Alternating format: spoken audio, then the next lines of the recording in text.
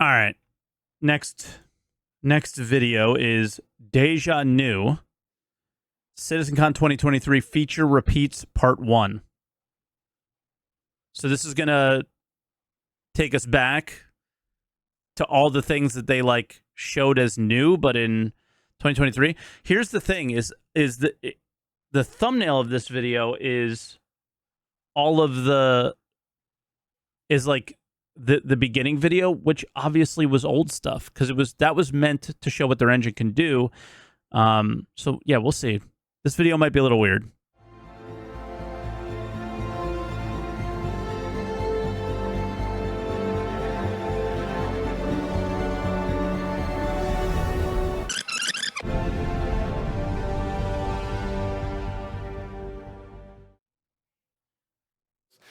And the Homestead demo, of course, was not just made because of our love of giant space worms, but also to have engineers and artists work on something that is basically a substantial test case so that we can mature our tools, our planet editor, or what we call it, the plan ad. And that was the procedural planet tech, which we debuted, go forward, with 3.0. I mean, they crossed off procedural planet tech because they can make planets. Right? A key factor in Star Citizen is that we have a specific universe with pretty deep lore. So we cannot just generate, random planets. So enter Planets V4, our final version.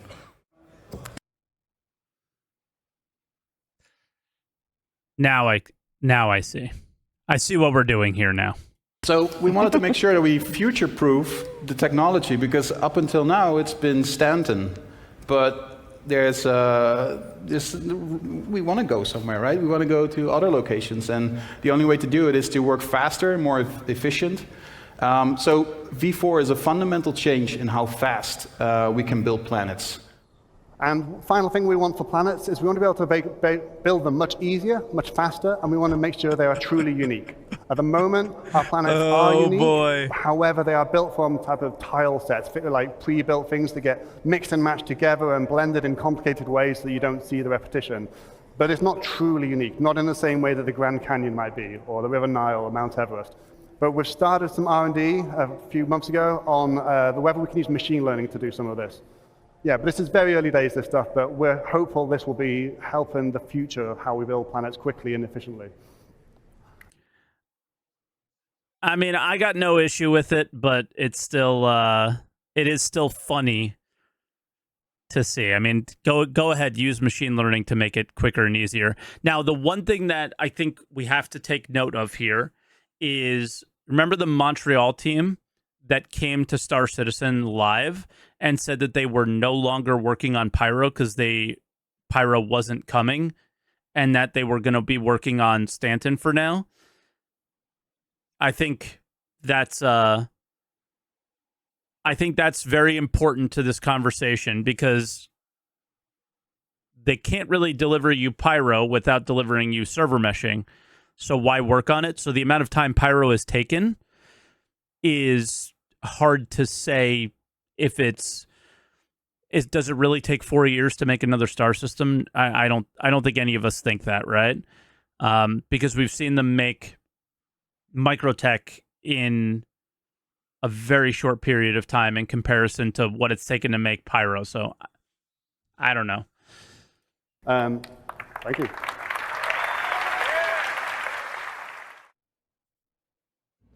We're working on hair internally. We've got what we think is a gold standard hair. We're also deep into the polishing process for different head options as well as hair. What a clown And they're going show. through some thorough rounds of feedback to put them in your hands at the highest quality as soon as possible. So on the graphics side of things, we've got new hair coming along.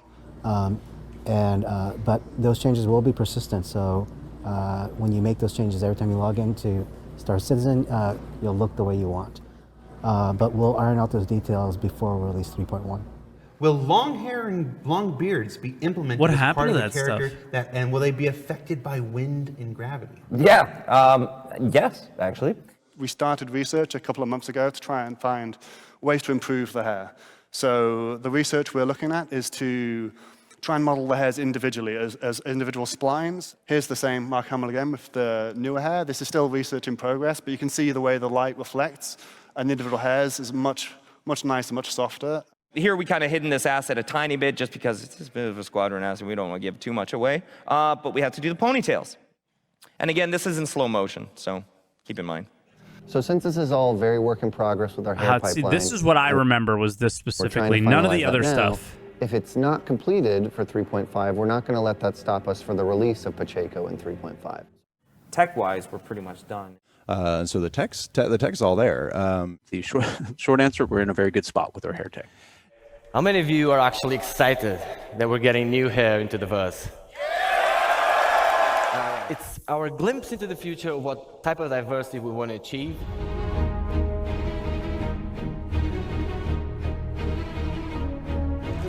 This is actually what you're getting. Into the PU. I mean, dude, I can't even say much. This is this one's pretty brutal. Galgot's destroying them.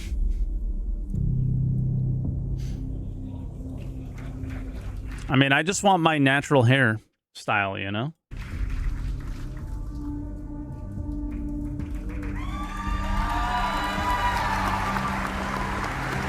And these are the 20 that we're getting in 322, right? I think it's these exact 20. And I'd like to show you some early prototype results of our research.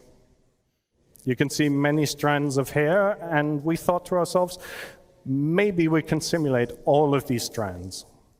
The video I'm about to show you is some very early prototype footage of how such a simulation actually looks like. We're actually I was kind of falling asleep during this, I'm not going to lie. It's cool, but... We're trying to push our tech for our game. It has a lot of cloth, a lot of frayed cloth edges. Jay Lee.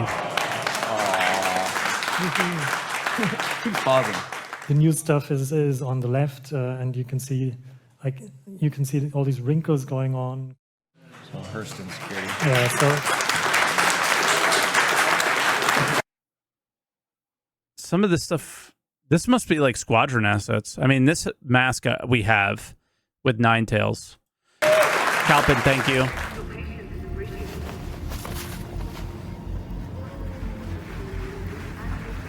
Yeah, the 2019 demo with all this crap. It's early days yet, but the idea is that all the outfits, like the cloth outfits you have, will be physicalized. We'll have some stuff we'll show a little later.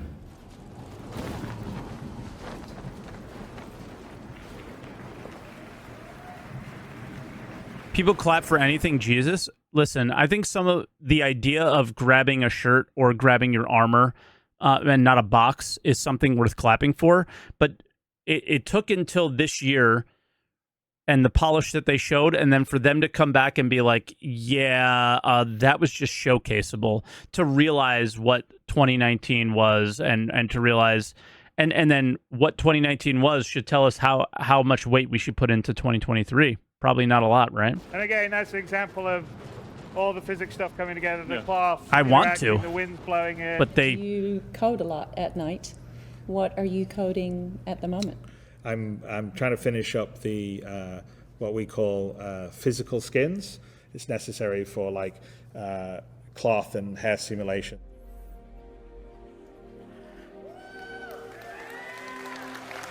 I mean, I don't even think it looked that good. The cloth stuff. Out of everything at Citcon, I thought it was the worst part of it. It was a very good Citcon, but that was the worst in my opinion. So he's walking into the wind here. It And just in the didn't look end, natural. as I mentioned, it just looks a whole lot better. Je crois quasiment toutes. Hein? Oh my god! Non. Yeah, that was from Hugo on Twitch. It was crazy. Ouais, bon. Je vais Alors pouvoir bon. faire mon fameux parachute maison. Waouh, ça s'envole avec le vent, regarde. That was a wild clip. Oh. Alors ça par contre. Waouh. Alors ça, bon, c'est totalement bugué. Hein. Oh non. Mais In the current game, the fire doesn't damage you, but longer term, the fire will damage you. It'll be part of the player status system. So suddenly you can kind of feel that it's Could you call that fire tech, Gelga? I don't know if that's fair. an actual piece that's doing something. And we are not putting fire everywhere because it doesn't make really sense. You can only putting that on top of machinery that could actually emit fire because something's burning. That's Fire VFX. explosion.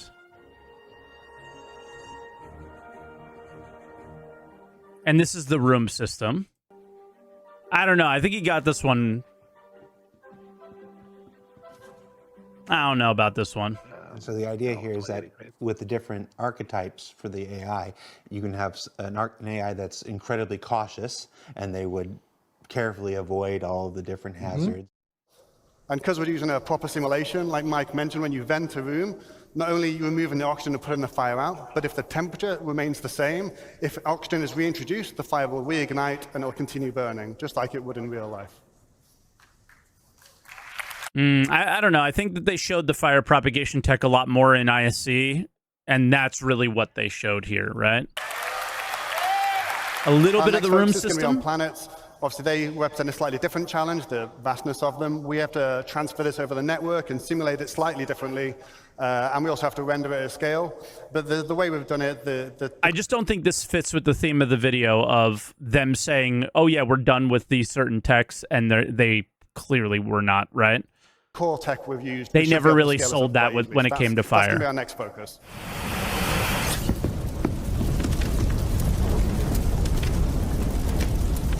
I don't know about you guys, but this always was like, to me, them just being like, we don't really have anything else to do because the game's taking so long, so let's see how far we can push this. This seems cool, you know? Like, just going and making things a little crazy. I thought that this was the whole time, and I was totally fine with it the whole time, too. These vids don't usually have an agenda. They show what they said over the years, whatever that may be. This specific video has an agenda, though.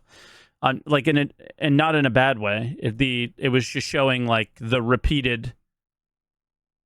We repeated these things, but it was very much along the lines of, we said it was done a few times and it wasn't.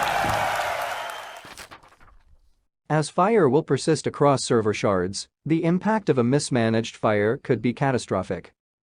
How it evolves will be interesting to see. And then I was like, let's have a big worm too. And everyone's like, haha, very funny, Chris. I said, no, not joking.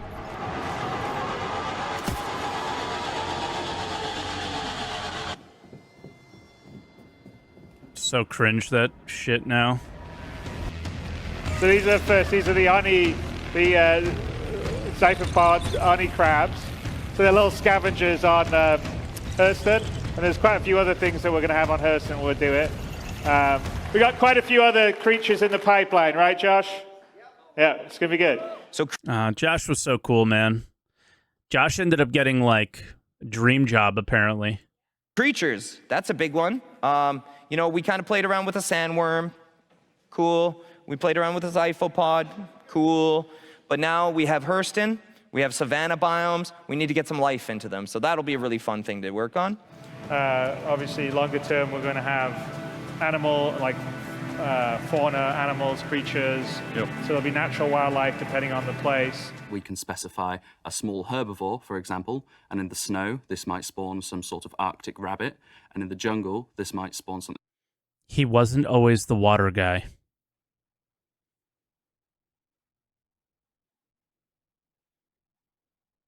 It was all a lie. Completely different.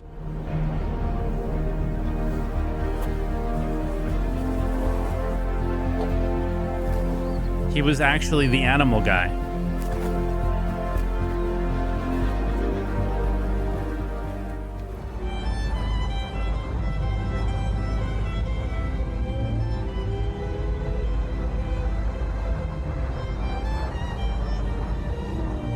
I think the whales look scuffed.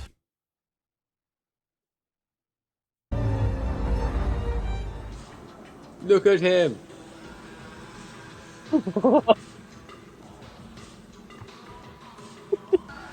He is actually the best creature in the game. All right. Yeah, maybe it didn't have it towards the end. It didn't seem to have as much of an agenda, I guess. But the beginning was like, whoa, with the hair stuff. Like our hair tech is doing really well, and then it's like 15 years later, we still don't have, we have the same garbage hair. So I don't know. Didn't show the sand bugs. Yeah, there was a couple other things, but in terms of that was just part one. So feature repeats. What are some other things? Planet tech, maybe AI stuff. I don't know.